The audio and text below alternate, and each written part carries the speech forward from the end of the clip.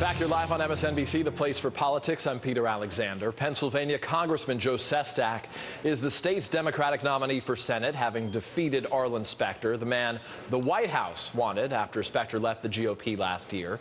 Sestak says the White House offered him a job to keep him out of the race against Specter, but will not say who it was offered by and exactly whether it was a quid pro quo. Yes or no? Straightforward question. Were you offered a job, and what was the job? I was offered a job, and I answered that. You said no, you wouldn't take the job. Was it the Secretary of the Navy? Look, was it the Secretary of the Navy job? Anything that goes beyond that is for others to talk about. The White House has been asked about this repeatedly. It has not backed down from that. Improper or not, did you offer him a job in the administration? I'm not going to get further into what the conversations were.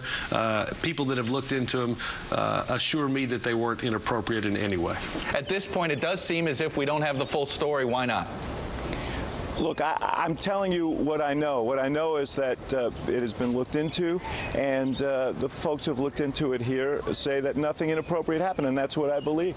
That, of course, is White House senior advisor David Axelrod. Then today on Morning Joe, MSNBC's own Joe Scarborough acknowledged his own outrage at the reaction to this story. Take a listen. They keep saying, trust us. Now, when I'm telling you, Chuck, I'm telling you, if Dick Cheney had offered the United States Marine Corps to a Republican, if he got out of the race, impeachment calls would already be on the floor of the House of Representatives. There is no doubt in my mind of that.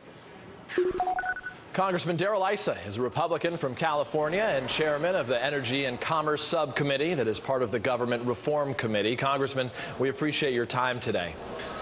No problem at all, but I'm not chairman. I'm just ranking member on government oversight. Understood. Chairman, no problem. We were going to give you a quick promotion for the sake of this conversation, but if I can, let me ask you the question right off the bat. The Justice Department rejected your request that a special prosecutor investigate these allegations. You say Congressman Sestak is, quote, either lying or covering up felonies for political purposes. Is there any evidence that this was an explicit quid pro quo? Sure. There's Joe Sestak's own statement, retired three-star admiral, a member of Congress, somebody who has everything to lose and nothing to gain by telling people this if it's not true.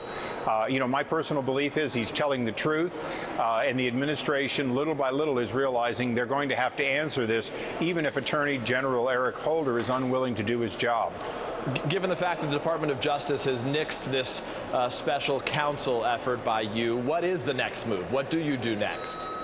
Well, I think, you know, after Eric Holder showed that his department is politicized to where it won't do its job, it's pretty clear that Dick Durbin, Senator Durbin over in the Senate, Dick Morris as a commentator, Anthony Weiner, Congressman of New York, all Democrats have made it very clear that it's time for the White House to come clean, and they're beginning to pressure to get this behind them. You know, in politics, you can either get something behind you or you can keep it in front of you. In this case, it's in front of the president. It's in front of Joe Sestak. If it's a crime, it's only getting worse, not better. If it's not a crime, then the White House needs to explain why and how it's not, quote, problematic to offer a congressman a political appointment if he'll get out of a Senate race. The White House says nothing inappropriate happened here. I want you to listen, if you can, to what President Obama said about his administration. This is from back in January, and I'll get your reaction on the other side. I won't stop fighting to open up government. Now, this is hard to do because we don't control every branch. But I can tell you, we have put in place the toughest ethics laws and toughest transparency rules of any administration in history. Your thoughts? Is the Obama White House the most transparent and ethical in history? Well, not when it comes to things that lead to Rahm Emanuel or the president, the only two people who probably could have come up and authorized that offer to Joe Sestak. It's very clear that the president is not transparent. There is no protection statute for who the White House offers positions to, and particularly none for communications with members of Congress. So this isn't even vaguely covered under some sort of White House, secrecy. This is an example of where the White House House is willing to tell us they did no wrong, but not willing to tell us what they did. And that's Nixonian at its heart, the idea that what the president does is legal if he says it's legal. That's not the case here. Joe Sestak, a member of Congress, has repeatedly made a simple allegation that he was offered a job to get out of the race. That is a crime on the face of it all. They need to explain it. And Senator Durbin is joining a chorus of Anthony Weiner and other Democrats calling for them to do the right thing and do it now so that both parties get this behind them. Republican Congressman Issa of California is the ranking member of the Energy and Commerce Subcommittee, joining us live from the Capitol. Thank you, sir. We appreciate your time. Thank you, Peter.